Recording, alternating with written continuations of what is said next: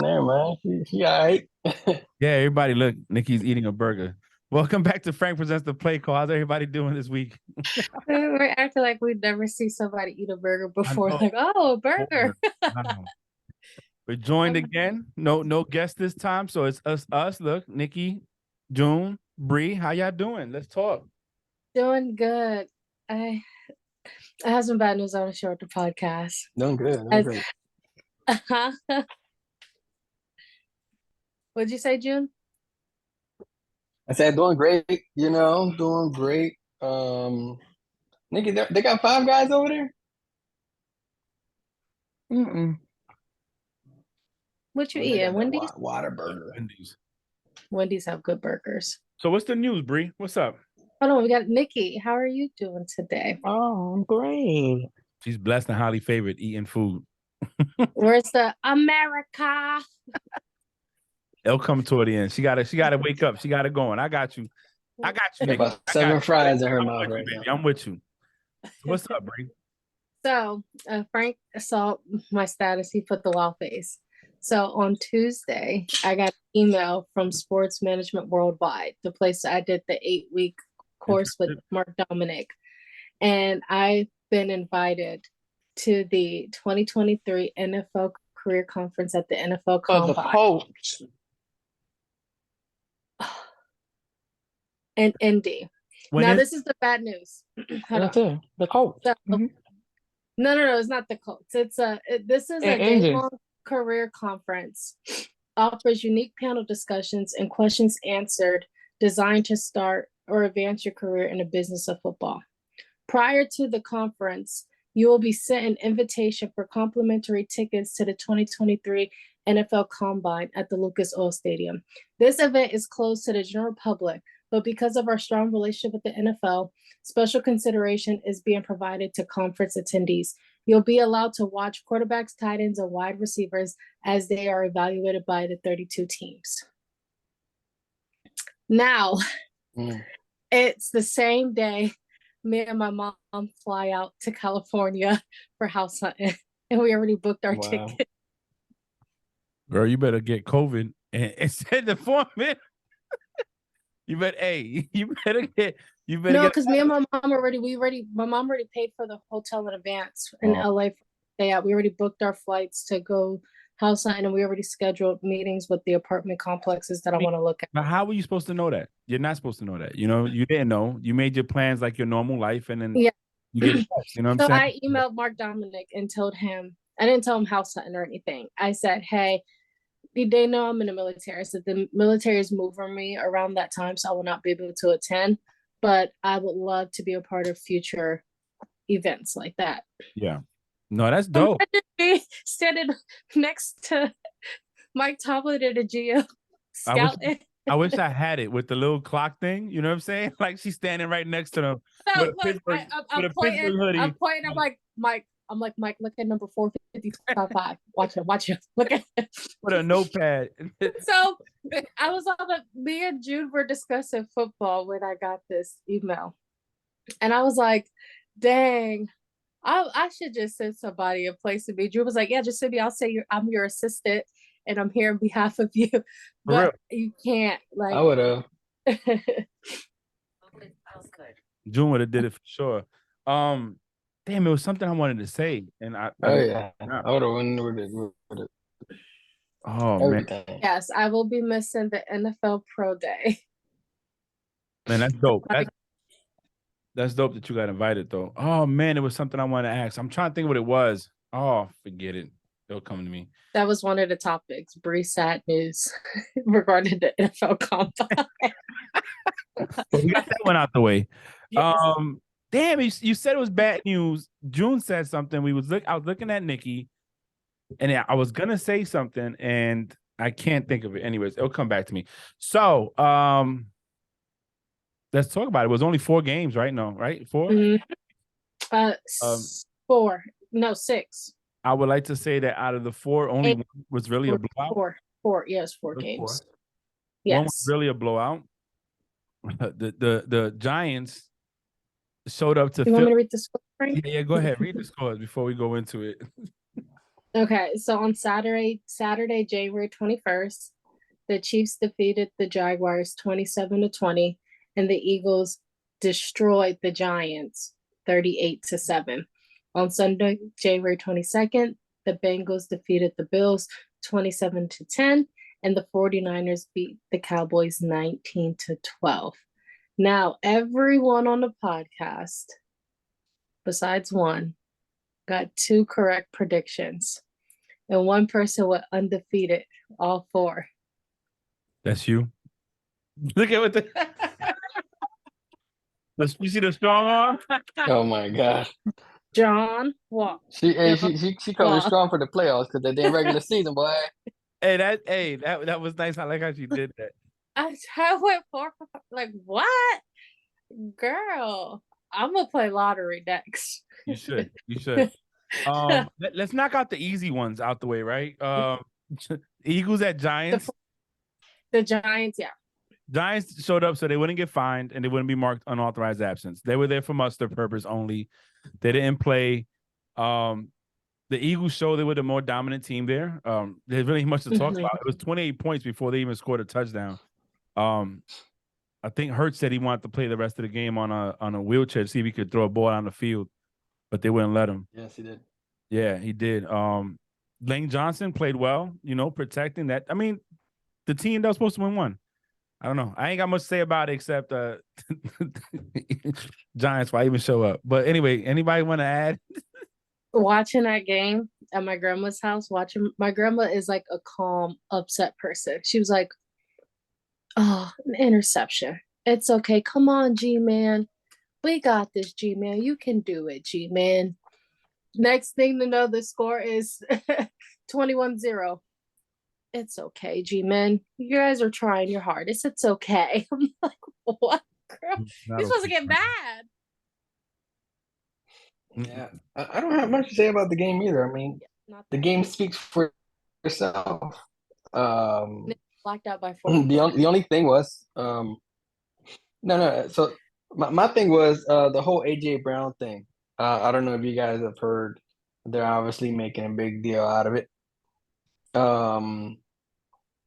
AJ Brown was highly upset that he didn't get more calls, more plays thrown to him.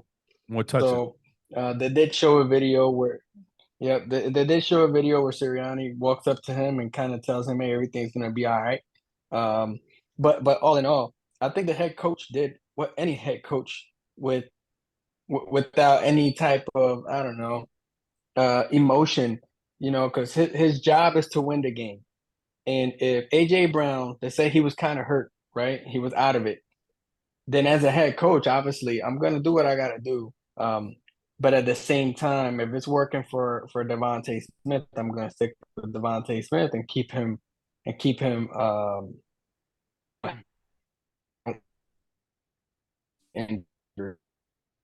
put that. You're breaking up, Jim. You're breaking up. But aside from that, you're frozen too. My MVP. Hold on. So my MVP did what MVPs did. Who? And that. Who's your MVP? My MVP. My most valuable player, right? Mm-hmm. Did what MVP June, did. you're literally June, we know He went out so we there. can't hear you. Like, we can't hear June. you. You're breaking up. That's why we keep asking you. The only thing he said was my MVP, Hey, hold most on. valuable And then it player. was I'm fit to switch. Hold on. I'm fit. I'll be right back. He's gonna switch. He said, I'm about to switch over. Just damn. He said my MVP. Oh, but Nah, the thing is, I got this. Hold on. Hey, God knows We get it, Bree. We get it.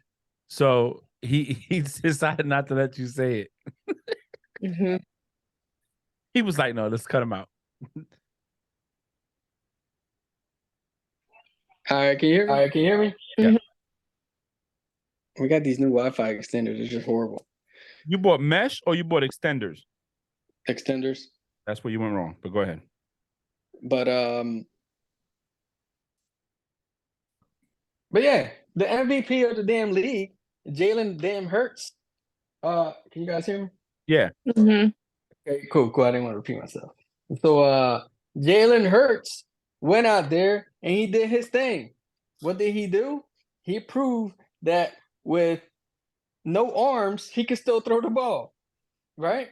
And that's exactly what he did. The first play was like 47 yards or whatever the case was. And I mean, it ain't much to say. It ain't much to say about that. I got my opinions in the upcoming game. We'll talk about that later. But other than that, I was very proud of the team and the way that Sirianni went in there with that play call strategy.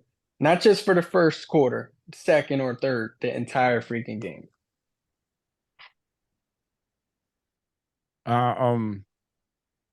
Your team dominated, man. Nikki, you want to add to that? No, got nothing. Yeah. Well, good job. Hey, I got you right here, bro. Eagles going to NFC Championship. Now, what other game you want to talk I about? didn't hear anything. You want to talk about the Cowboys and the 49ers defensive battle and struggle before we go to the AFC Championship games, which were a lot more of a to talk about? No? Where should we start? Should we start with that last play with Dak got Zeke got handled? Or should we talk about the 2 interceptions that were thrown by Dak? Or should we talk about the Pollard injury that was a big factor of the game? So we can talk about all that, really. We watched the game. It was a defensive battle. 49ers just didn't make the mistakes that they made. They made one mistake, which was fumble the ball on special teams. But other than that, it smells like an Eagles win. But other than that, they defense showed up and they made the plays when it happened. That Kittle play was big, catching that ball down the middle. After that, everything went their way. So let's talk about the Cowboys. Honestly, Dak's 2 interceptions didn't help, especially one was in the red zone. Pollard getting hurt really hurt the team because now you only have Lamb to go to. And I don't know, man. The indecision, the bad decisions by Dak, in my opinion, cost him the game. When the other team really only put 1 touchdown and all was field goals. I was gonna say it was a defensive battle all the way until up to the end of middle of the third quarter. Yep. And then that's when the Cowboys offense was really playing like SHIT. But one of those interceptions that Dak thrown, they didn't even convert that into any points. The 49ers didn't. And then the other one, they only scored a field goal. So it wasn't too big of a mistake in the game because it was still early on in the game to me. Because the defense, the Cowboys defense really, really played well up until the middle of the third quarter due to the fact that they only had 45 seconds to rest before they had to get back on the field. And you could see that they were tired and they were burning out because they didn't have enough time. When you out there consistently, it's going to tire you out. Nikki? So the only thing I don't agree with what Bree said was the interceptions really didn't hurt. No, they hurt. They hurt. It didn't matter when it happened. It hurt it. They only lost by 7. 2 interceptions and the missed extra point. So it hurt. It don't matter when it happened. They hurt it. It also hurt because your defense was playing their butt off. Your job as a quarterback is to score damn points. So what game are we talking about? The Cowboys or? Yes, the Cowboys. You keep saying we, like, you know what I mean? No, I'm saying we because she's just saying like it didn't hurt them, and I'm like, no, I mean it hurt. Period. Not we, as in that's my team. Oh no, that's where I was coming from. I'm about to say, wait a minute. Okay, well, it hurt. It don't matter Them. what time it had. You understand what I'm saying? Like I said, your defense played. I mean, it was a defensive battle, like you said. So the only thing I don't agree with was you saying it didn't hurt, right? Another thing, you are the veteran quarterback.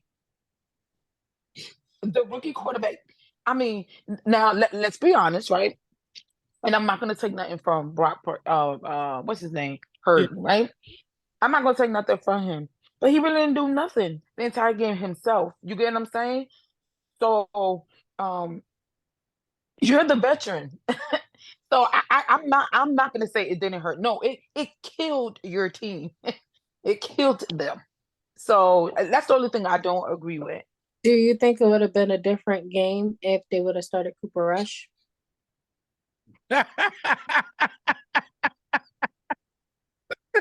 I'm sorry, I didn't hear the question. Sorry. She said, "Well, you think it'd been a different game if they would have started Cooper Rush?" Don't even. The reason why I asked that is because Well, undisputed Skip Bayless was like, man, I really wish this is the only time I would say this, but I wish we would have played Cooper Rush instead of Dak. the only thing I'm gonna say is this. The only thing I'm going to say is this. Once Pollard went down, I mean, you know what I'm saying? So maybe it would have been a better, a different outcome with what's his name? Pollard. No, Zeke. Dalton. Oh, Rush. Zeke.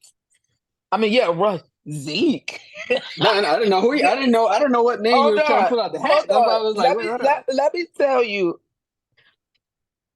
when they go to press conference and Zeke say, "Hey, I would like to stay with the team. I would take a pay cut." He knows he is not the valuable player. Okay, he knows it's over. The defense knew they had a layup. Every time he got the ball, we ain't got a we stopping. It's either stuffing him or he's getting 2 yards. That's it. He's not nothing else. June, you being the NFC East guy, the Eagles, you know, the biggest debates, especially with Shannon and Skip about Eagles and Dallas and all this other stuff. What's your take on the game? All right. So my thing with the Cowboys and the 49ers, as crazy as this sounds, even without Pollard, they could have won that game. Where I think I'm not gonna put the entire blame on Dak, but I'm gonna blame him 98%. The other 2% I'm gonna blame Zeke, right? And the reason is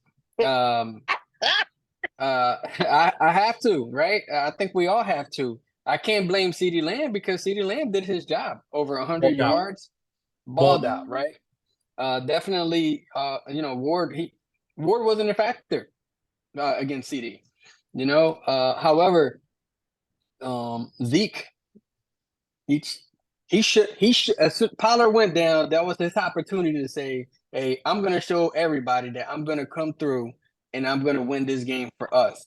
And then Zeke Elliott. So then, honestly, Dak's decision making at the end, I don't know if it was too much pressure, and he actually thought that he had to put the entire organization, practice squad, fan base on his back.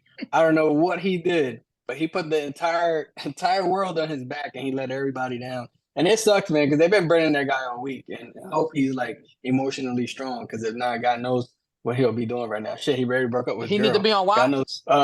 Yeah, he's on watch. Definitely on suicide watch. But sensitive topic. I won't bring that up with the Navy and everything. But it also showed that a weak-minded Dallas, that's the word I'm going to use, weak-minded Dallas, could have beat a strong 49er team. A weak-minded Dallas could have beat a strong, dominant 11-game win streak, however many win streak they got, 49er team. and I'm not gonna say too much about the game because I believe in jinxing myself, but I'm gonna go ahead and say it right now. We're not the Dallas Cowboys, homie. We're not Dallas Cowboys. If you got San Fran, hey, we're not the Cowboys. I expect a great game, and we'll talk about it. Hey, Kittle's a monster. Kittle does what Kittle does. I think he has, great personality too. That guy's funny to watch. Purdy was, I don't know. I think he didn't have an explosive game, but he made the right decisions when it counted. Those crucial third downs, like they were saying, those are veteran decisions right there that he was able to convert. And those small accomplishments were probably the game winners for the 49ers. I think you said it best. He made the right decisions. And like Acho said, Dak just sucked that day. And Purdy didn't. Purdy was average, and average was enough to beat them. Like Nikki said, Dak's the veteran. All right. I've been watching a lot of clips, like I said in our text, and there's so much we can actually talk about because I think Speak had a lot of good points to it. We can talk about later what these teams need to do, the teams that lost need to do to improve. But I just feel that on that day, Purdy didn't screw the game away for his team, where Dak Prescott did. Also, Diggs could have caught a touchdown, and he didn't. You know what I'm saying? An interception, and he dropped it. That was another one. This is work. Give me a second, guys. And besides that, Kittle had no business catching that ball. That ball was hot potato. All Diggs needed to do was knock him. He missed that tackle. Mm-hmm. Like, you know what I'm saying? Like, come on, y'all. And y'all are the veterans. I mean, well, Kittle ain't no punk, but it was just, I don't know. It was very disappointing. And not to take away from the Niners, right? But think about it. Just as we give praise to how the Niners played or whatever, we know Dallas Cowboys defense played well. McCaffrey wasn't really. What was Debo? Was Debo even out there? Yeah. Oh man, that's a good point. That's a good point. You heard what Debo? I think he spoke some mess on Twitter, and then Micah Parsons came back. Yeah, so he posted on Instagram a slideshow, and he said, "Don't poke at the bear." And I'd have been like, "Were you in the forest?" Because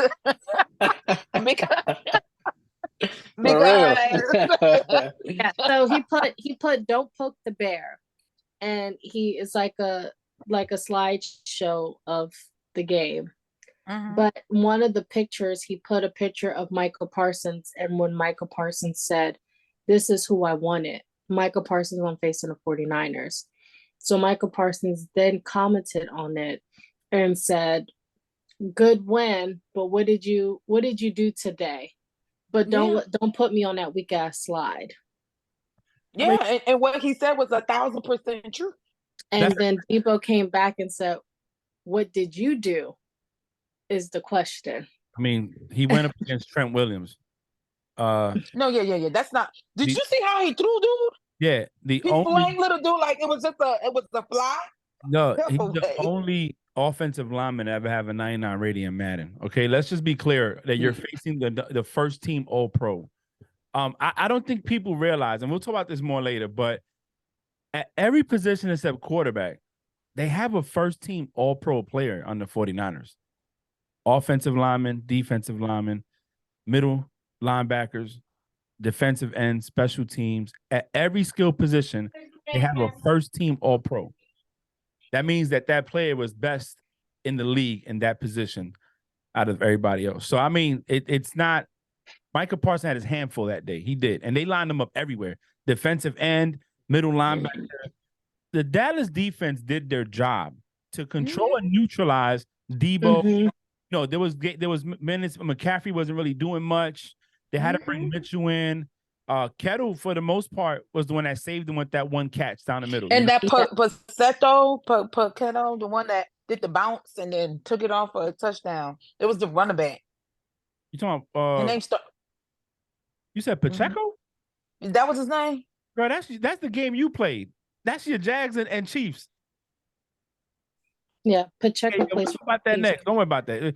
Well, with that being said, let's transition over to the Jags at Chiefs. Speaking of Pacheco, really quick, I want to ask you guys something. Right before I go in there, I was going to ask you guys. It's kind of hard to say who's who, but who saved the game? CMC or Kittle? Kittle. Kittle with that catch that sparked him up. That brought him to life. That was the turn. Look, Kittle was making faces at the damn thingy. Like that. That's what sparked off the game. Oh, yeah. Because let's be honest. Oh, when he was let's like be this. honest. Without that, they would have tied. Yeah. It was only a touchdown.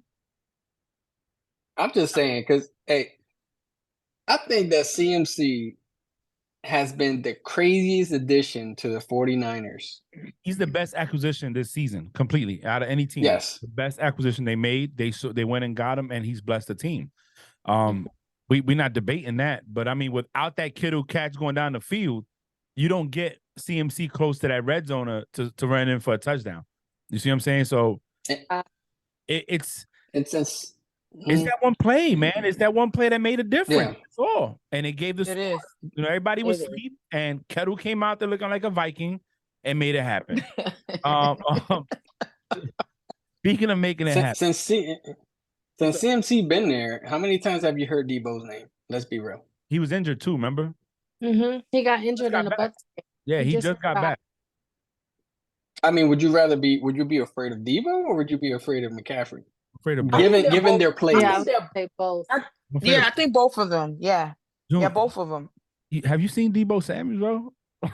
No, I'm a Debo fan. Like, I thought that wasn't dude it the game dominated before last year that? and all that. The game But I don't know before if that, Debo CMC took that. I don't know if CMC kind of took that stardom spotlight ever since he got into the 49ers, even though he was hurt, but still. Well, he added the flavor, the sazon to the food. So I'm gonna tell you Right, this, right. right? The thing about where you can see McCaffrey having a good thing is this: when you don't have to put it solely on him, they can flourish. You know, if it was solely on him, he would have been out injured because he is so injury prone. You know what I'm saying? But because you can split it, because you can split it, you get what I'm saying? Both of them could, you know what I'm saying? The only reason why you would think he's a bigger spark is because Debo has been there. You get what I'm saying? But if it was Debo that came in new, he would be the big spark because McCaffrey still does what he do. But if it was solely on him, he would have been like hurt, and this season would have been over weeks ago. That's the thing about the team, June. So you know this, bro. Come on, when when you're not the main weapon, and you got multiple people that come in and out and help, you're gonna be great. And even McCaffrey was injured. I think he has a calf injury. He still came in the game and produced when he had to. He just sat out and let Mitchell go in. You know, it was a defensive game that came down to who's gonna make the mistakes. And on that day, Dak, right. And we gonna go down to Dak was Dak. Yep, Dak was Daking. You know what I'm saying? I feel bad for him. Hey man, yeah, somebody put a watch. Me too, man. I feel bad for it too. Man. They going in on him. So we had Jags and Chiefs. Jags and Chiefs before we go to the Buffalo and Bengals game. And I was gonna leave it for last because I want to give credit where credit's due. The Jags went in there with nothing to lose and almost walked away with the win. Almost walked away. Lost by 7, 1 possession, 1 score game. Listen, I mean, you took there was a tall order against Patrick Mahomes and Travis Kelce and Pacheco, but you know, you guys fought a good fight. That's what I'm gonna say. I was disappointed in the turnovers in the end because I feel that took your momentum away. The only thing I could say about your defense that I didn't like was the 98-yard drive that they let Chad Henne get. Because I feel if you could have stopped them on your side of the 50 and got the punt back closer, you could have probably put some points up. And I think it took a little bit of life out when you have the backup come in and go 98 yards. So as a defense, you're thinking, well, shit, we can't stop the starter, and we couldn't stop the damn backup, you know. But you guys settled down and came out. But a good game. Doug Peterson, Trevor Lawrence finally looks like what Trevor Lawrence is supposed to look like. Right. And he's winning, and I think that is great momentum going into next year. Like you said, there's no what's that thing called? We was talking about, oh man. Because we have wins and losses, but you have some wins that matter, and wins that matter is where you guys got to in the playoffs, division rounds. Go ahead, losing by 7 only. Yo, that's what's up, man. So I'll turn it over to you so you could talk about your team. But good job there. So this is another time where the turnovers hurt. You get what I'm saying? Both of them were bad timing. Now, do I think that if it happened earlier, it would still hurt? Yes. However, I think we would have been able to recover, right? Yeah, we only lost by 7. It was a tall order. Regardless, like I said, like it was bittersweet. You know what I mean? But I'm proud of my team. In a year, we made it to the divisional round. You know what I mean? The beginning of the season, I asked for us to go 500. You know what I mean? So 2 games away from Super Bowl, we did well. We did well. I know Agnew was feeling some type of way, because I don't know if his drop hurt more than Trevor's interception because of where his drop happened. You know what I mean? But it's okay because Agnew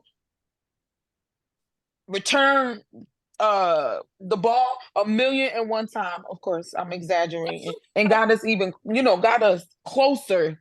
Got us to do a touchdown, got us to do a field goal. So he did his part, and it's okay. Overall, it's okay. And okay, we lost by 7 against the Chiefs. Now, granted, Patrick was hurt because of us. Good job. Yes. But next year, I just hope that we do capitalize. Next year should look bright.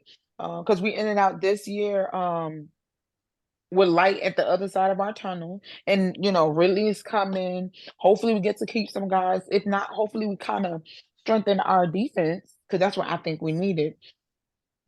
And yeah, lock this one in. We're gonna win the division next year as well. Lock it in. I said it.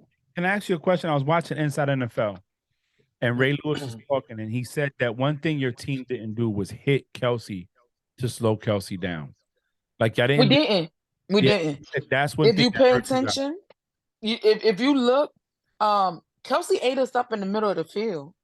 You get what I'm saying? But that's what I said. I think we need help on our defense. And not saying our offense is 1,000% there, but our offense is not our weakest side. Our weakest side right now is our defense. And if we can strengthen that, just as we did our offense this year, we're going to be a force to be reckoned with. We're already a force to reckon with because nobody expected us to be where we are, where we ended our season, right? Right. In a year. Yeah. So if we can strengthen our defense and during our little off season, people not practice, what's that called? Work out or whatever, get their mind right. Train. I could not think of the word. I think we're gonna be okay. Regardless, lock it in. We're gonna win our division next year. So you heard it here first. They win the division next year. Anybody else, anything you want to add to that? No, Nikki hit it right on the coffin. On the coffin. Yeah, I wanted to add a few things, man. Nothing crazy. Oh, sorry. Go ahead. No, I did write down a few things. I didn't think that fumble took any momentum away from the Jags. I think, the crazy part, in my opinion, throughout the entire game, it happened in the red zone on the 4-yard line. Hold on. Hear me out. I don't think that fumble took any momentum. It might have been the dagger, but you guys had you guys showed poise the entire game from the first Mhm. quarter to the end. You know what I mean? You guys didn't show defeat, or you guys didn't be like, "Damn, we lost the game. It's a wrap. Let's not do what we do." Right? Because you guys were still doing your thing. Agnew's kick returns, Mhm. that was huge. Like Mhm. Agnew's kickoff returns were, and all of them were over 30 yards, I want to say. Right, right. Yeah, he averaged 40 Yeah, something so yards a return. That's good. yep. I like that video too that somebody shared. I don't know if it was you, I think it was you, Nikki. Um, was it Ingram when he was kind of talking to It was Lawrence? Zay Jones. It was Zay Jones telling Oh, Lawrence, Zay like, Jones. bro, Okay, yep, mm-hmm, and I think mm-hmm, that's dope right there. You know what I mean? Because I know Bree and I were talking the other day, and we were talking about what Frank said at the beginning of this year. Frank had quoted, you show me somebody that's okay with losing, and I show you a loser. mm-hmm, They weren't okay with losing. You know what I mean? Lawrence is gonna go in next year with that chip on his shoulder. Like seeing that video just put the exclamation mark of how dangerous you guys, can and will be next year. And then the only thing was gonna say that this right here is huge for the city of Jacksonville, because now they're like, hey, we're not the same old Jags. Like I'm gonna go buy a jersey and I'm actually gonna wear that shit. You know, Money. so Um, huge, huge. I'm gonna say this. I'm gonna go into more detail later on, but when we've talked in the past, I've always said that Mahomes just happened to be ahead of this time when he landed on the Chiefs. We've argued, rebuilds and stuff like that. But what I'm starting to see is a lot of these young quarterbacks are starting to catch up to that time. Mm-hmm. The AFC is amazing right now. The Mm-hmm. AFC, in my opinion, has the best quarterbacks, and they got the talent there. And with that being said, we're gonna transition over to the Bengals at Buffalo. Oh my God, snow, Orchard Park, Western New York. The Bengals are coming in. Josh Allen is waiting at home. Got hooked up with the at home. NFL took care of them. They even started selling tickets for the AFC Championship. Like the Bengals ain't matter. Mm-hmm.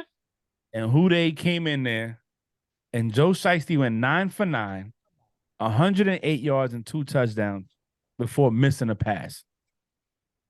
And Josh Allen looked bad. He looked. His problem is that he rushes all his plays. We're gonna get to that. And then Joe Burrow said, "Hey, get them refund checks ready. Send them their money." Mm-hmm. The question was asked. Well, not question was asked. Mixon said it. Where the dogs in the AFC, and they were criticized by some. And now they're going back to Arrowhead, where they already beat Mahomes twice. They beat Mahomes three times in the last year, and they're going back there. Last year, this time, they were playing them at home again. We saw what the Bengals did right. What, Nikki, do you think the Bills did wrong? That was, after the game, I said, hey, what does the Bills need? A running game? Diggs was upset because he felt like, there was some plays that they should have gotten him the ball. I will say this. When you have a game changer on the team and the game is starting to slip away from you, you need to use your game changer. You get what I'm saying? Mm-hmm. One thing that I noticed more this year, and look, I'm gonna contradict myself. Let me say that first, right? Because I believe that if you have a game plan, just because shit ain't going right then, don't mean that you need to switch up, right? But I think at any given time, you have to realize that, hey, I need to do something. Like, you know what I'm saying? Um, I only have X amount of time. That time is running up. I have yet to change my game plan, and the plan I have hasn't break. Like it, you know, it hasn't given me the result that I expected. I need to switch something up. I wish that people do that. If they do, at least in the third quarter. You get what I'm saying? Because you still got enough game, like enough game time to, you know, switch it up, or okay, let me just try this a little bit longer. But if by this right here, this third quarter shit don't change, I got to switch up. And they didn't do that. I think another big thing is what Bree said, and I said this like damn near towards the beginning of the season when I say, "Hey, Josh, you know, you're doing well. Everything is good. But when you try to do too much, you tend to lose your way. Like you know, you tend to it end up being bad than do you more good." And I think that's just where the Bills just messed up. They didn't change. Like everybody knew the Bengals was coming with a chip on their shoulder. They're already selling tickets. You know, they already feel like they got cheated. Um, you know, I'm in your house. You know what I'm saying? Like I'm going to show you that when all odds was against us, we were going to prevail, and that's what happened. And the Bills, I don't know. I don't know if they took the momentum that, oh, you know, the last time we met up with this team, an unfortunate situation, like maybe that not the situation, but you know, just The emotion. the emotion was going to be more on their favor, in their favor. But I don't know. I just think that they definitely didn't adjust. Um, Josh tried to put stuff on his shoulder, and I honestly feel sometimes when he do it, it doesn't always work. And then your game changing on the team, y'all didn't give it to him. Like, come on, something had to give. June, so we were always watching the game, the first game, which was 20 plus days ago. We saw the Bengals go out and score on their first drive. Went out and put 7 points up. We saw the Bills go out 3 and out. And then we saw the Bengals driving down again until the unfortunate incident happened with Mr. Hamlin. Do you think if you was the Sean McDermott, who's a defensive-minded coach, based on what we saw on Sunday, how they still kept moving the ball up and down the field, would you have adjusted to that? Would you have watched that little 7 minutes of play and came up with a better plan? Because it seemed as if the Bengals came out with the same game plan and it was working. 100%. I mean, you have no choice. That first drive alone should have been like, hey, we started like this before the game ended in the first quarter last game. And obviously, I don't know if they were like, hey, we're going to save this playbook to next week and we're going to go over the same plays, right? Because exactly what happened, right? It started the drive. It looks too easy. And honestly, I didn't know if the weather had something to do with it. I'm not trying to give them that excuse. But the way that they were playing and the defense was playing, I mean, I don't know what I was as clueless as Nikki was. I don't know what else you could do to improve that organization. But yes, to answer your question, 100% after that first drive, it should have been immediate adjustment. Because you're at home, you're used to playing in the snow. So I'm gonna take that from them. You know, I kind of gave it to them. I'm gonna take that from them. You're used to playing in that type of weather. You're at home. You were the team. You were the favorite to win the Super Bowl this year. There's no excuse. The only one to blame in this game, I'm sorry, is the damn head coach. He didn't make no adjustments from the first drive to the 0-0-0. I mean, Diggs, he was mad because he was like, I can't stand in the field because I did that already 3 years ago. Then he was like, last year I stood in the locker room. I can't do that this year. So fuck it. This year I'm just gonna run out the locker room, and then I'm gonna get some reporters talk about me on that and go to Cancun or whatever the case is. So I'm sorry, hey McDermott, that's on you, bro. So Bree, your team has a defensive head coach, and you know, with throughout the struggles this year because of changing of quarterbacks, but you get the rookie in, and once he gets comfortable, the team turns around. Super Bowl next year, count. Yes, put it in the calendar. I'm kidding. Do you feel that Sean McDermott being a defensive-minded head coach is hurting a team that obviously has enough talent without the need to improve the run game to be a better offensive team? And do you think Brian Daboll leaving really hurt the team? Yes and no. Okay. Elaborate. Yes, I know I am. I'm trying to The suspense. I say yes, it hurt the team, Brian Daboll leaving, because he kept Josh Allen calm, you know? And that was one of the quotes when I said, I'm gonna bring up a tweet about Brian Daboll. He kept him calm. I don't know who their new coach is over there on the Bills. OC? I don't know. I don't know either. But Brian Daboll kept him calm. And Josh Allen spoke about, like, you know, his relationship with Brian Daboll. I say no on the simple, selfish fact that Daboll needed to go up a level. And it was right for him to go up a level, if that makes sense, from being their OC. No, I think so. So I guess the last, well, not last, but not the Bengals. Bengals are getting that They're respect. going to the Super Bowl. I think they are. I don't know, man. They had 3 replacements in offense, and they only allowed 1 sack the whole game. It's like that is an improvement from the beginning of the season. Correct. Mm-hmm. Man, you know, I'm a fan of Joe Burrow. A fan. I'm thinking about buying his jersey. There's something about this dude is cool. He smoked the cigar when he went. He's so swaggy. He said these are I make too much money to be fake diamonds. These are real.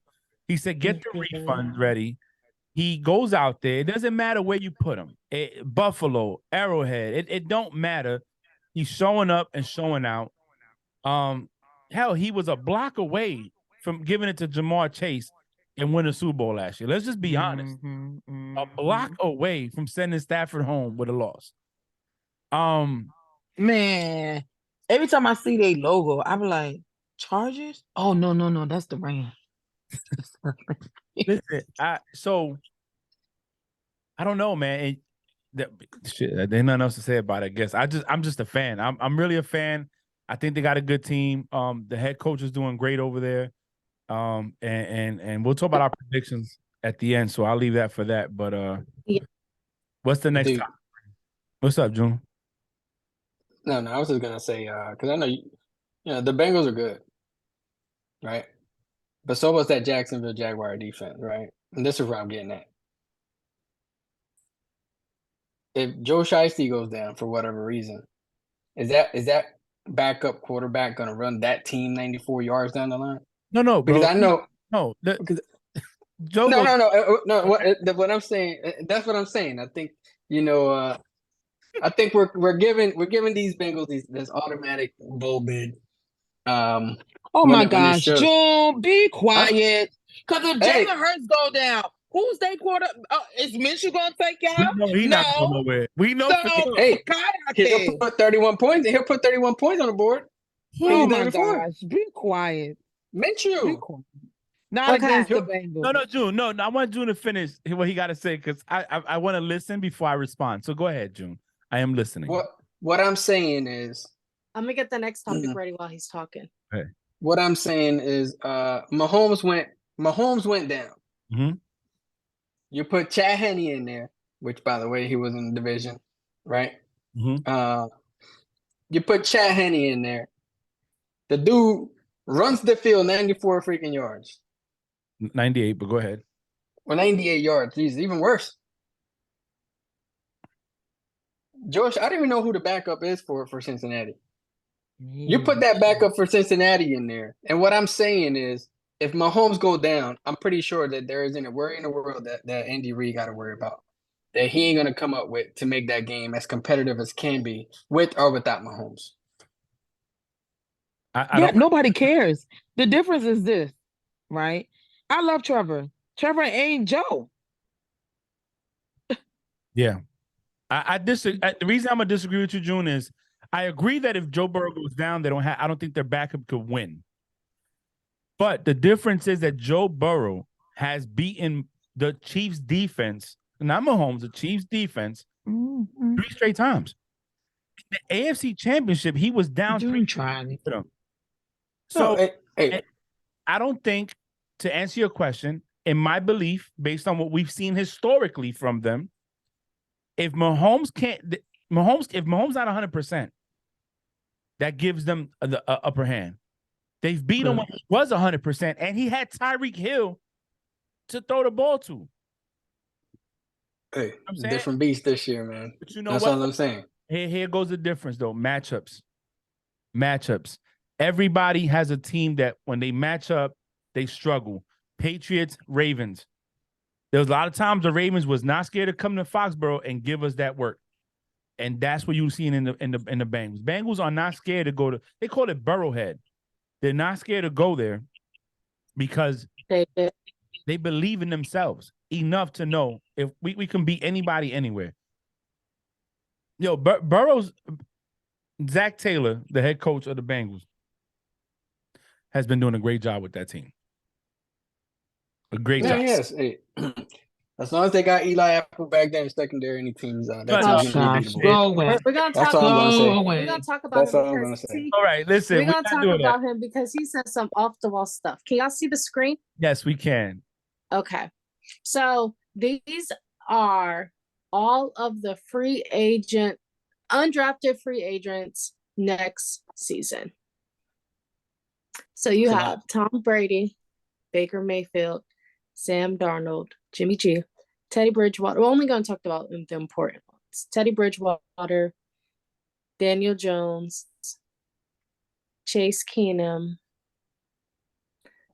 Jacoby Brissett. You see, I skipped that name above him. Geno Smith, Joe Flacco, Andy Dalton, Mike White, Kyle Allen, Taylor Heineke, Lamar Jackson. Those are really the super important ones. So, do you think Brady is going to leave Tampa Bay?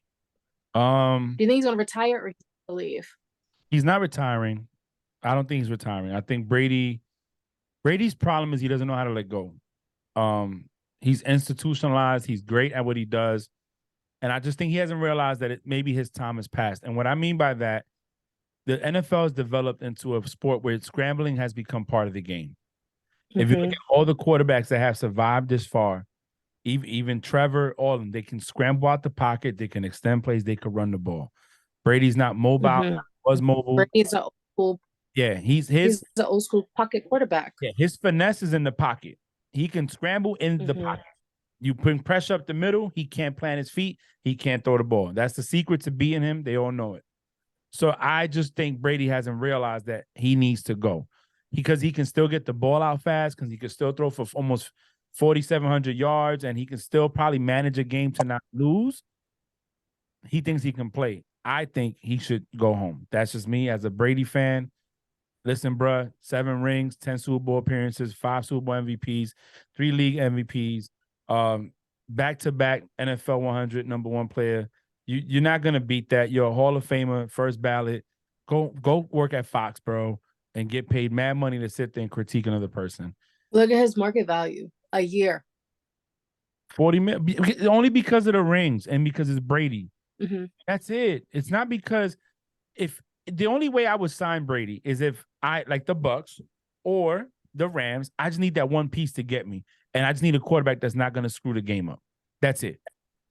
I got a stout defense that can put up points. I got a great offensive line that can block and protect.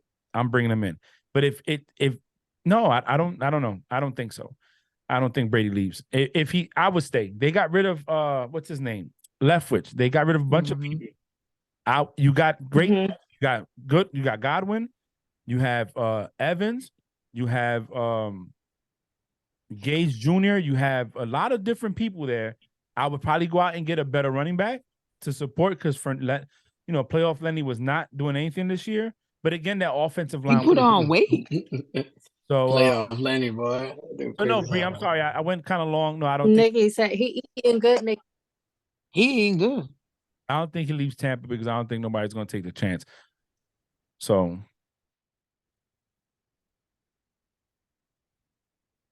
You brought up a good point, man.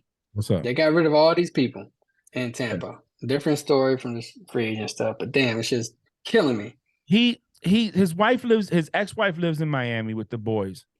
Him going anywhere like to the Raiders is not going to make sense. He's away from his sons, and his daughter. Him going Miami. No, I think Miami should sell out and go get Lamar Jackson. That's why I think Miami should go because I don't think the Ravens are going to pay. Watching Inside NFL today, Ray Lewis said it. The 3 years that Greg Roman was there was not the best offense for Lamar Jackson. He said, I believe the boy can throw the ball downfield, but he needs an offense where he can throw the ball downfield. Bring in some wide receivers. So honestly, I even throw you another one that I just thought about. Brady leaves, you bring Lamar Jackson to Tampa. Godwin, Evans, some good tight ends, a good offensive line that could block, and you go get a good run game. And with that defense, because you got Shaq Barrett coming back, you have Levante David, you got White, you got Levita Vey, you got all those people. You get somebody to show up that front a little bit, and your corners are young. They're young, so they're gonna get better. Lamar Jackson on that team or the Dolphins would be amazing. That's just me. I mean, I'm sorry. I'm gonna be quiet. You think they should have got rid of Leftwich or the head coach? What's his name? Well, that's are you another. talking about Todd Bowles? Yeah, that's Todd Bowles. Yeah. I hate Todd Bowles. Oh, me too. Damn it, Nikki. Golly, I was waiting for somebody else to So, co-sign. but you know, June, so they end up coming out saying it, and I had told Frank on FaceTime. They came and said that Byron Leftwich will call plays, and Brady will go out onto the field and change the plays and call plays that he wanted to. So who's the boss? Todd Bowles or Brady? Because if I'm the head coach, somebody you got to check. I don't care if you got them rings. You're playing for me. You know what I mean? And that's the difference in positions. Yeah. Brady would change Leftwich's plays Just saying on the field. So I will say this. The problem with Todd Bowles is that his record as a head coach in the Jets doesn't speak to a winner. He's a loser by record standards. Some people are good to be number two, meaning they're good to be assistants, and some people are made to be number one. He's not one of them. I don't think he's a number one. I think he's a number two. I believe when you have Brady, a person like Brady has an identity like that. You need a Bruce Arians or a Bill Belichick. Somebody that's gonna say, hey. You Sit down. Exception. What happened? What happened there? That was your fault. That wasn't the receiver's fault. That was your fault. You threw it wrong to keep them in check because sometimes superstars need discipline too. Byron Leftwich, I think he was the scapegoat because they didn't want to get rid of Todd Bowles. So they got rid of Leftwich. But I also feel that I don't agree with them getting rid of. I don't agree with him either. I don't. But I believe that one person's trash is another man's treasure. And that sometimes a blessing comes in disguise of a bad thing. Them releasing him is going to open doors for him to go somewhere else and coach as an assistant and possibly a head coach. Look at Brian Flores. Yep. So, I don't know, man. I'm a Brady fan. And it's hard to go against him, but I feel like sometimes you got to know when to walk out, man. Sometimes you got to walk away. You got to walk away. There's nothing to prove. It's a young man's game. Mahomes, Burrow, Hurts, Trevor, Herbo, Justin Fields, all these guys Allen, they're under 30. Dak is the only one pushing 30. Mhm. And the AFC, you don't want to come to the AFC, that's for sure. Because if you struggle in the NFC and they got less talent, you come to the AFC where you might have to face, you go to the Raiders, you're facing Mahomes and Herbo twice a year. That's already a fight in itself.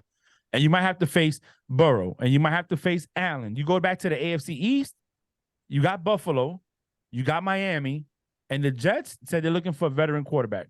So we don't know what they're going to be like. You know? At least well, we could talk about this because sorry, I have my camera off. My service was going crazy after I shared my screen. But the Jets, the Commanders, and there was one other team. Oh my gosh. The Jets, the Commanders, it was one other team, I forgot who it was, are looking at Derek Carr. Yeah, I've heard that. I gotta heard that. I don't know, man. I think the biggest Bree out of that whole list, the biggest talk is going to be Lamar Jackson. I think Jackson relevant. Geno should stay in Seattle for another year. He did well. He did great. Made his first Pro Bowl. I went to the playoffs as a starter. I think the big out of all those names you mentioned, the biggest one to me will be Lamar Jackson. That's the one we're talking about. That's the one where all eyes are going to be watching. And his market value is the same as Brady's, $40.7 million. That's it. I don't think, man. Listen, the problem is, oh man, it sucks, man, because Lamar's talented, but you got people like Burrow going out there and they're making it past certain stages in the playoffs. Nobody cares what you do in the regular season. What did you do in the playoffs? That's it. That is it. When I shared you the video of who's better, Mahomes and Burrow, and all you heard in that take, well, Mahomes got the MVP, the Super Bowl ring, a Super MVP. He's been to 2. I can't wait for us to talk about that. 4 Super Bowl champion, 4 NFC championships back to back. It's like, and I get it. Listen, he got it. He did get it. He did get it. He won it. But let's look at what he walked into. Put Jalen Hurts on that team. When Mahomes took over with Andy Reid, they would have won a Super Bowl too. I'm going to say it. They would have won a Super Bowl too. He scrambles better than Mahomes. He can run the ball better than Mahomes. It gives you a dynamic twist. You put Joe Burrow on that team, but Andy Reid win a Super Bowl too. The talent was too much, and Andy Reid is a great coach. It's just, I don't know. I don't want to get off topic, but yes, we can talk about that. Nikki, I think Joe Burrow is fucking nice, man. I think the dude is nice. He's very, very, very talented. I'm a fan, man. I'm a fan. Like I give Mahomes his credit. I do, because you got to give credit where credit's due. But I just feel like you landed in the best opportunity that could be for anybody with a great head coach and a great defensive coordinator and a good offensive coordinator. You got now if Burrow goes back to the Super Bowl and loses again in the Super Bowl, Patrick Mahomes, like they said, Patrick Mahomes' accolades are still going to be better. You're right. And he could be the next Jim Kelly. Getting to the Super Bowl is hard enough. Mm-hmm. You know what I'm saying? And then to win it is even harder. I've said this plenty of times. When we lost those Super Bowls, I felt that we were just the best team in the AFC, but we wasn't the best team in the NFL. And when you got a division that's weak, your defense could always seem like it's better than what it really is. That's where the numbers lying don't really, men lie, women lie, numbers do lie sometimes. NFC always has a strong, in my opinion, has always had a strong defense. But I don't know, man. Burrow, you know what? I could care less. Is Dan Marino whack because he only been to one Super Bowl and then went back? No, Dan Marino's a legend. Yeah, when he was throwing for 5,000 yards in the 70s and in the 80s and 90s, you know what I'm saying? When that passing wasn't a thing, they talked about McNabb and saying that McNabb probably was one of the best quarterbacks that the Eagles ever had. He went to 4. or 2 NFC champ. The Eagles went to back-to-back NFC championship too with McNabb. 2004 and You know, I just I don't know if it was 2005 or 2003 June. I know they went in 2004. yeah, because they lost to the Pats. They were, yes. Yeah. So, and this I'm gonna contradict myself here. Sometimes we put too much on that ring, right? But that's all that matters at the same time, right? We can talk about Peyton and Brady, and I'm gonna tell you, well, 7 rings, 10 appearances. Peyton sometimes couldn't get past Brady in the playoffs, and that's what the Acho brought up, right? I think in the whole thing was, well, Mahomes can't get past Burrow. So who's better? I don't know. But again, back to your free agency question, I think Lamar Jackson's the biggest topic. Brady, at this point, I don't care what he does.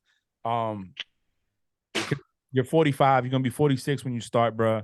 What are you trying to prove? You trying to be crippled when you talk to your kids? I don't understand. I don't get it. Nikki, you look cozy. She looks like she about it's to. cold in here. That's fine. But she ain't got the heat on. She's smart.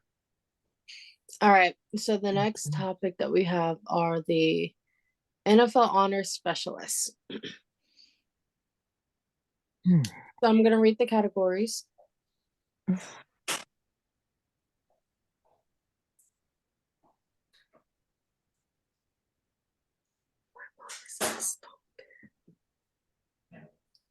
Did you not hear that, girl? She don't got no shoes on either. Like what? Like, Lord. Okay, so AP's most valuable players. The finalists is Josh Allen, Joe Burrow, Jalen Hurts, Justin Jefferson, and Patrick Mahomes. AP Defensive Player of the Year, Nick Bosa, Chris Jones, Michael Parsons. Do you want me to like read the categories and then each of us will say who we think is going to win that award? Well, Patrick is going to win the other one. Go ahead. Number 2 is who? So AP, I don't think Patrick's going to win it. I'm rooting for Jalen Hurts to win that one. Nah, Patrick's gonna win it. They already said he's got the nod. Yeah, they already say he was going to win. What hurts is that he got hurt. Yeah. If Hurts would have hurt, he would have won the award. So, Jim, He's who's gonna your win. vote? He's gonna your win. vote? I'm telling you right now. You heard it here first. What time You is heard it? how his voice got 7:42. super deep? You heard his voice Patrick got is super gonna win. deep? He's gonna win it. June, you saying You know why? Let me tell you why he's gonna win it. What has Mahomes done to increase that value in the players for that franchise and organization that Jalen Hurts has it when he took 2 games off? June, you're not gonna get an argument from me, okay? But I'm also gonna tell you that they had Justin Jefferson in that lineup. Mm-hmm. Why can't a wide receiver win it?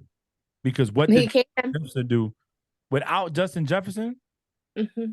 That Vikings is suspect. Okay. The Defensive Player of the Yeah, Year: right. Nick Bosa, Chris Jones, Michael Parsons. Bosa. Nick win it. Yeah, they're going to Bosa's going. Mhm. Okay. The AP Offensive Player of the Year: Tyreek Hill, Jalen Hurts, Justin Jefferson, Patrick Mahomes. See, on that one, I would give it just Jalen I Hurts. will give that. Yeah, that's where Jalen was. Yeah, there you go. I'd give it to Jalen. I mean, look. I think Jalen should win Kicker of the Year. Shit. You Oh, know, let's give him a little bit of Oh everything. my God, shut up, June. Stop.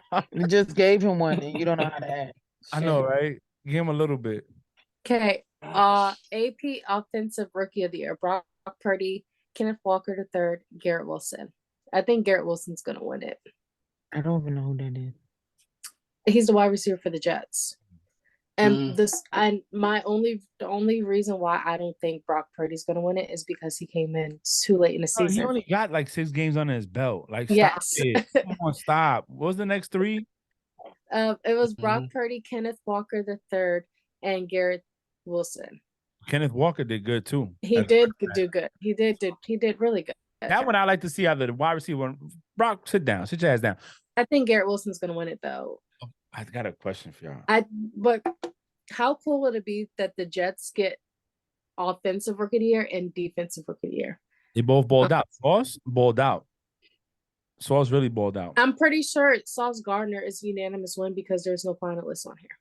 Mm. Oh, there is. I lied. I just scrolled up too fast. AP Defensive Rookie of the Year, Sauce Gardner, Aiden Hutchinson, and Tyreek Woolen. This Sauce. Sauce. Oh, Fat Joe's performing at the AFC Championship halftime. So. Oh, snap. Okay. This AP Comeback Player of the Year. Saquon, Christian McCaffrey, Geno Smith. Saquon. No. No what? No for Saquon.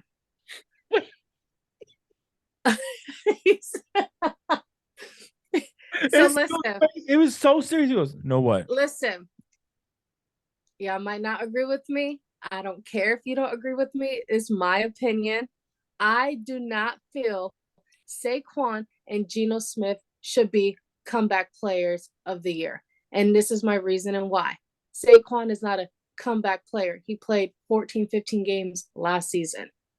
I will understand if he played 2 games, was hurt, injured, IR, came back, balled out, went to the playoffs. No. Geno Smith was a backup quarterback last year. He wasn't a starting quarterback. He was a backup quarterback. I don't feel that is a comeback player because he didn't really play. He played the 2 games that Russell Wilson was hurt last year. Came back to the starting lineup. That's a comeback player because he was a backup quarterback. Yeah, but comeback doesn't mean that you have to be hurt or whatever. Like it, like No, but for you have Saquon, yeah. for Saquon, ever since his injury, he has not been the same player. This is the first year since injury that he is as explosive before the injury. That is a comeback. It don't have to be that. It just that. I'm not saying injury, but it's just like you played 90% of the season last year, so it's like and you was not a factor. Back, but that's what I'm saying. Like, what did you come back from? But that's what I'm saying. Since his injury, in the trenches. Yeah, since his injury, this was the first time he has came back to life. And I think for Geno is, he was a backup. Geno probably never seen did he even see the field like Yeah, he played 2 games last season. And that was it. So it's like what are you coming you back? You gotta remember, Bree, right? You gotta remember.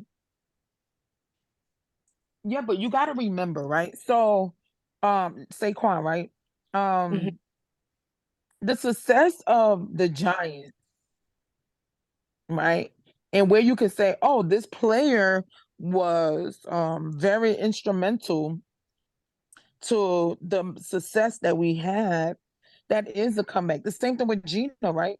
Like everybody swore, even, I said it, oh shoot, the Seahawks, because Russ couldn't do it because they couldn't do it. You know what I'm saying? Like I mean, sometimes they have titles that we can't.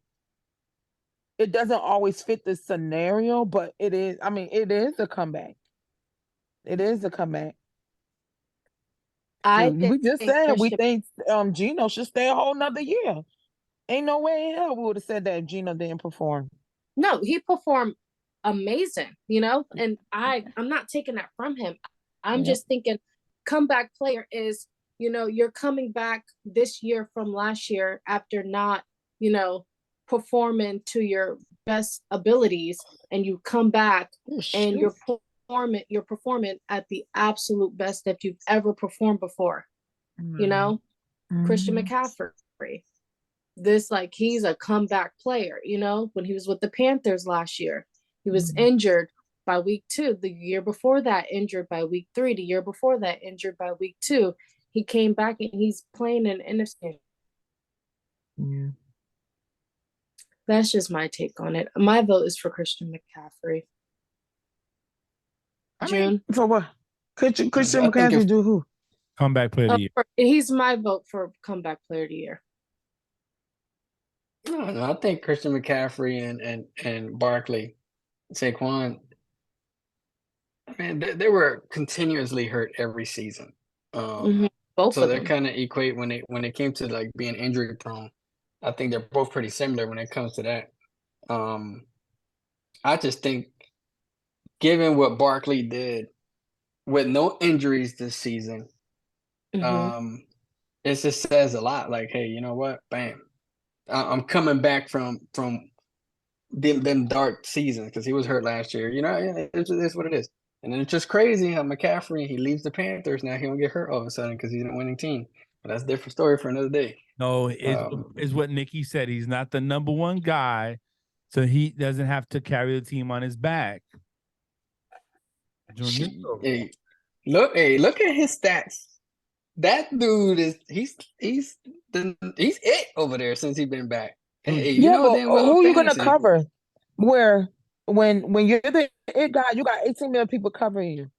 He's not the only it guy on the thingy. Like you gotta account for Debo. You got like, of course he's gonna flourish. No, listen, June, your team needs to worry about that. Nobody else right now. Your defense needs I ain't worried to about that. cover McCaffrey, Samuels, Kettle, Ayuk, and whoever the third wide receiver is. I don't even know who that is. They're tired. Even with the name, I was like, oh Lord. That's Defense gonna be If like, we eliminate please. the nucleus, we eliminate everything else around it. And what's the nucleus, June? Purdy. Yeah, it has to be Purdy because everybody else is about to light your asses up. See, here's what you Well, don't. don't forget. Go ahead, Bree. Debo, hold on. Debo and Christian McCaffrey haven't practiced the last 2 days with injuries, a groin injury and an ankle injury. Can't Bree. That's not what I was gonna say. God, we're not on the same page. Appreciate that. I appreciate that, Bree. You're gonna have Jimmy G standing by. Oh yeah, Jimmy G. No. Shanahan said that he's not playing. He's not ready. He's not cleared. He's not cleared. Well, you're gonna have Trey Lance. Shanahan. On crutches. Right. Trey Lance gonna be standing there with the camera taking selfies. Damn, Jimmy G not ready? Nah, they didn't clear. No, he's not cleared. So who's the backup? The backup. Kyle Shanahan. Yeah. Kyle Shanahan. We talking about backups? There's no backups. We on the third string. That's what I'm saying. I'm like, yo, who's the backup to the backup to the backup? Them boys is they're ready on Kyle Shanahan gonna suit up. Yeah. Or they're gonna do like what the Giants did in the beginning of the season when all the quarterbacks got hurt and Saquon was playing quarterback for 5 snaps. Yeah. Tell you. They had nobody, and Saquon had to be on the center for 5 snaps. All right, and then AP Coach of the Year. The finalists is Brian Daboll, Sean McDermott, Doug Peterson, Kyle Shanahan, and Nick Sirianni. I don't know, man. I would give it to Doug and then Sirianni. The ball gave that up, man, when he went up for that 4th and 8 on their own 2. You know, like in the first quarter. Of course you would do that. Yeah, I'm just telling you, bro. So here's my argument for Daboll, right? Look who he did it with.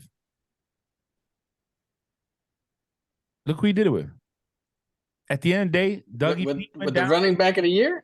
Look, this is. Oh, sorry. Go ahead, Frank. I apologize. Dougie P did it. He took him to the divisional championship, and like Bree said in the chat, 2 weeks ago, nobody was talking about Doug P as a coach of the year. All of a sudden, he goes division round. This motherfucker's like, oh, coach of the year. But he has Trevor. He was always going to be in there. Okay, yes, you believe that, and I'm glad that you do. I love that for you. But listen, Trevor Lawrence is number 1 pick. Trevor Lawrence is doing what Trevor Lawrence is supposed to do. He took Daniel Jones to the divisional rounds. Bro, come on, man. Come on, man. Was Donnie Jones not a number 1 draft pick? Was he? No. Was he? Oh, my bad. Or he was number 2. He's number 2 in the first round over Haskins. You remember? I'm gonna tell you right now. Haskins made that big I'm gonna find out. No, I'm telling you, that's what it was. No, that's what it was. Haskins made a big deal because he didn't get chosen over Danny Jones. He wanted to go to New York at the time. And Daniel Haskins Jones ended was up going to selected Washington 6th overall. Oh, he's a first rounder. in the first round. Mhm. Let's go, bro. I expected Danny Jones to do his thing. Just saying. He So wasn't Dolph the first came and pick, though. tweeted. He wasn't the first pick. So Dolph came and tweeted, Josh Allen was known as a turnover-prone quarterback as a rookie. Dable then coached it out of him, resulting in an MVP-like season in 2021. Daniel Jones had NFL leading 65-plus interceptions fumble prior to 2022. Now, Allen leads the NFL in turnovers, and Daniel Jones only has 5 interceptions. It's that Dable sauce. Need to be sprinkled. That's what it is. Hey, it's just that they ain't had no damn receivers to throw it to. Every receiver they had fucking bricks in their hands, you know? Now, to me, honestly, Doug Peterson, Dable, hell, even Sirianni, I think would be great. They all would be amazing. Yeah, I think they all deserve it. Too bad you can't give it to everybody. We had the conversation when he got hired, and me and June was like, "Yo, you got a Super Bowl winning head coach in Jacksonville. Let's see what he does." And I'm gonna tell you why I think that he should get it.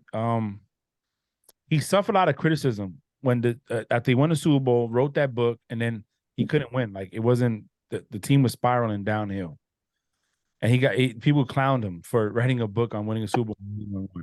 And they were like, he won 1 and he wrote a book, but you got people like Belichick that won 6 and doesn't have a book, has 8 rings, doesn't have a book. But now he's back, and look, he's on another team, and he took that team to division rounds. So that shows that he has some kind of formula to winning. He has a pedigree, so I think he should. I mean, Dable's good. Like I said, they're all good, but I'm just waiting for and then 2 the to come out. assistant coach of the year, you got Ben Johnson with the Lions. Wait a minute, June. What you said? I'm waiting on volume 2 from Dougie P. Oh, shut up. Whatever. I'm saying, Okay, carry on. Be quiet. So the AP assistant coach of the year, you have Ben Johnson from the Lions, DeMarco Ryans from the 49ers, and Shane Steichen from the Eagles. I don't know any of the other guys but DeMarco Ryans. I was gonna say I don't know anybody but DeMarco. He's a hell of a defensive coordinator. All the success the Eagles had, they didn't even mention the other dude. But DeMarco Ryans, and he's handsome. He is on top of that. What? Yes. When they would show him in the pregame, I was like, "Ooh, hey, sir." Julio, you're gonna get fined for copyright infringement. When people call you Don Julio, they're gonna fine you. Gosh, no, that was change it to Don June. To Don June. Yeah, Don June. Go ahead, Bree. What else? Eli Apple went on a Twitter rampage and was called out by multiple NFL players. Yo. So Shady was like, "You ain't do nothing. So why you tweet?" Wait, he was going crazy for defending Diggs over a ball that was way too overthrown. That was bruh. Shady McCoy went in on him. Like they were clowning. Oh, go ahead. Sorry. No, I was gonna say, why didn't they have that same energy for Jalen last year? Like, come on, bro. Jalen didn't do nothing. He hasn't done nothing since he left the Jags. So listen, when Sauce Gardner tweeted that Eli Apple is the Pat Bev of the NFL, did you hear? Yeah, Shady McCoy, he was like, "That's a disrespect to Pat Bev." He was like, he was like, the dude probably can't even pick his own NFL jersey number. That's funny. I'm gonna tell you, I don't even know why the hell Eli Apple. Let's just go. Let's there's one thing I do want to touch up on. All right. And there's 2 things. So the first thing is, right, in the midst of all of his little rampage, just telling everybody, like he won 7 Super Bowl rings last Saturday, basically. His mom went on Twitter and tweeted, "Tickets to the AFC Champion game is way too expensive." just random, this is his mom. So someone tweeted her and said, tell Eli Apple to get you a ticket. And you know what he replied to that? Nah, Ma could watch it from the crib. You know who would never? He is such a bum. You know who would never? Why would you publicly say that about your mother on Twitter? Listen, you know who would never? Like, this is in the middle of all his rampage. Like, so he's feeling, he's feeling himself. He's being disrespectful to everybody in the world. Listen, DeAndre Hopkins would never do that. Would never. And his mama can't even watch the games. Never. Never. Yeah, that's a fact. And then Shaq Lawson from the Bills, after he was going on that Twitter rampage, talking mess about Diggs, Trayvon Diggs stepped in. Everybody stepped in. So Shaq Lawson, I guess he had tweeted something and deleted it, but it was seen, but you can't find a tweet anywhere. So Shaq Lawson replied to a tweet that he deleted, and he said, "You played a good game, Eli Apple, but disrespect my boy Damar Hamlin situation. That's going to get you beat up for real. Keep it on the field." Instead of apologizing, and you can't really make nobody apologize and stuff. But his response to Shaq Lawson was, "A shame you couldn't keep that same energy on the field. Maybe the outcome would be different. Enjoy Mexico with the homies." Yeah, I saw that. I didn't get that, to be honest with you. I read it a few times, and I felt like I went to school and got a degree, and I didn't still understand it. So I couldn't really enjoy it like other people could because it made no sense to me. It's because he said, keep my brother's situation out of your mouth or you're going to get beat up. And he said, oh, you should have kept that energy on the field. Maybe y'all would have won. True. I agree.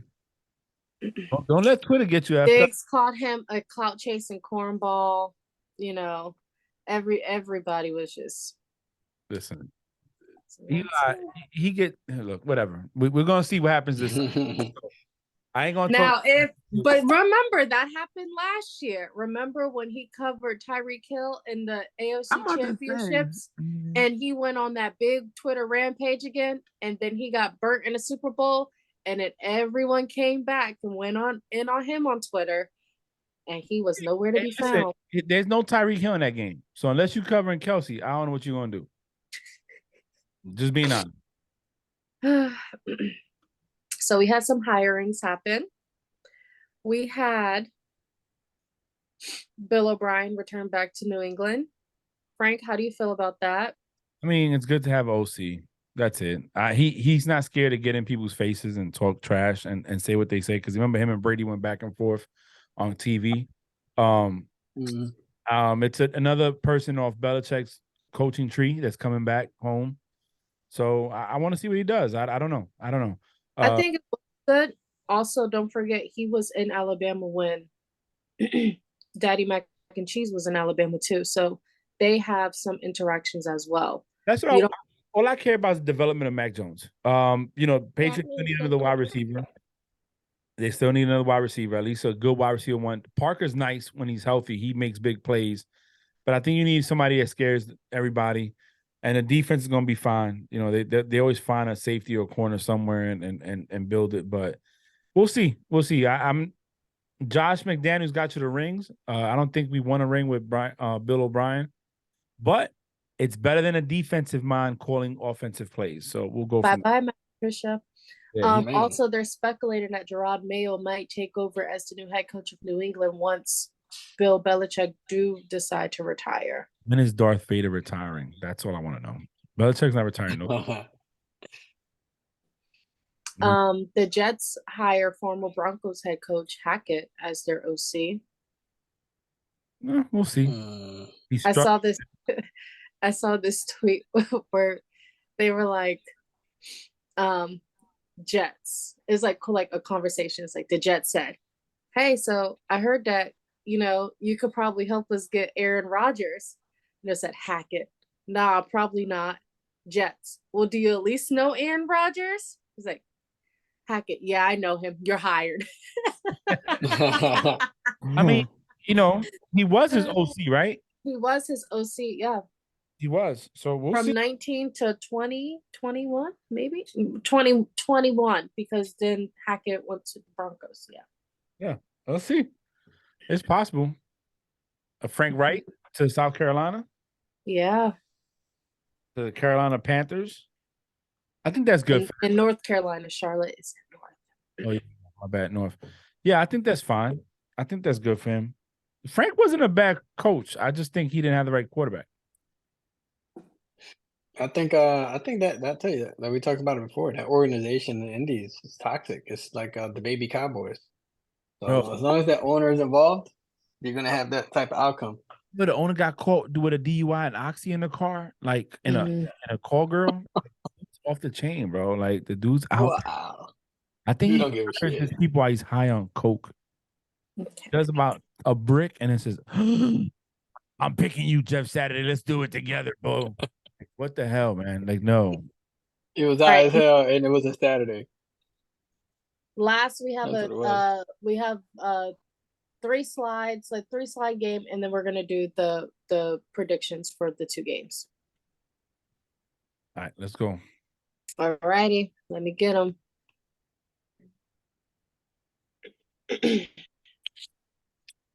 Okay. Who is the best safety of all time? This isn't fair. Oh, This is This not is fair. very fair. No, it's not fair. Ronnie Lott, I think the dude had his finger cut in the game and cut And off and comes back into play. yeah, he still played. Yeah, he had him cut his finger off and come back in the game to play. So to me, it's between Brian Dawkins and Troy Polamalu, but you already know who I'm gonna go. I'm gonna go Polamalu. Well, I'm gonna tell you something. Ain't nan one of them sacrificed the finger besides Ryan Lott. Yeah, it's gonna be Ryan Lott Ronnie. had his too. remember he had the commercial where he was like knocking people. It's Ryan Lott, Yeah. bro. he would have. Brian would have sacrificed his finger, but he didn't because he didn't get an opportunity to sacrifice it. We don't know that, June. Now I June, will look, tell you- June told Brian Dawkins, just don't sacrifice your finger. But So here's what I'm gonna say, man. I watched Ryan Lott play, but I watched Brian Dawkins and Ed Reed and Troy Polamalu. These are all 4 great guys, man. I mean, you can't. It's not fair because to pick one is like you're shitting on 3 others, and they all dominated in their era. so And what you're Polamalu saying kinda- is the winner is Brian, Ronnie, Reed, Polamalu. That's Yep, one there you go. person. Yep, there you go. That's the winner. Ronnie, Reed, Malu. Yeah. Ronnie, Reed, Malu. Yep. There you go. Mm. Because I mean, Troy was a problem. Troy was a problem. Hey, when he used Probably to like hop over twice the a line, I year. used to be like, Lord. Twice a year, and then unbelievable interception catches that he makes twice a year. I watch his 20-minute highlight video on YouTube. Bro, he's the mentor for the guy on the That's his nephew. the guy on the 49ers? Yes, that's his nephew. I didn't know. I thought he said it was his mentor. Okay. Yeah, that's his mentor and nephew. Oh, y'all gonna lose, June. We want Polamalu out there. I bet you do. Yes. One of his That's old ass technically out there. y'all gonna lose. All right, what's All next? right. Who would you have picked who would you have drafted with the number 1 pick? Ben Roethlisberger, Eli Manning, Phillip Rivers. Oh. This is a good one.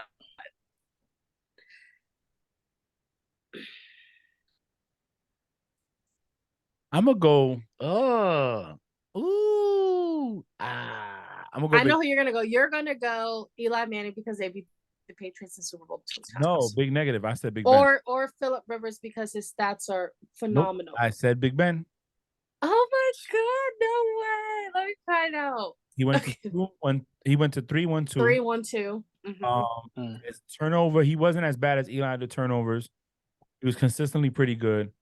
And he didn't really make bad decisions like that. He did at times, but Phillip Rivers is too much like Brett Favre, and Eli was just Eli just played great when he had to play great. And I wanted to talk about this more earlier, but we can touch base on it next week if we want. But in between Eli, Nick Foles, and Joe Flacco was that they only had like 3 turnovers altogether combined when they went on their Super Bowl runs. 3 or 4 turnovers. Dak had 2 in one game. That's the difference. I mean, when you don't turn the ball over and you play great, you play okay, you're not the worst person on the field, you're going to win. I go Big Ben. I like Big Ben style. Its second would probably be Eli, and then Philip Rivas. You got beat by a man named Rivas. That's what I would do ACB. ACB. Okay. Nikki. B. Wow. June. Don June. Is there like, is it me or I don't see a picture here with the letters, you know?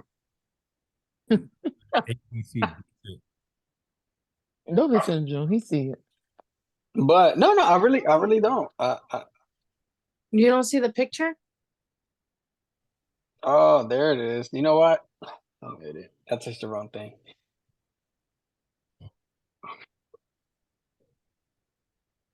You know, it's crazy, man, because nobody would have known the type of careers that these guys would have had.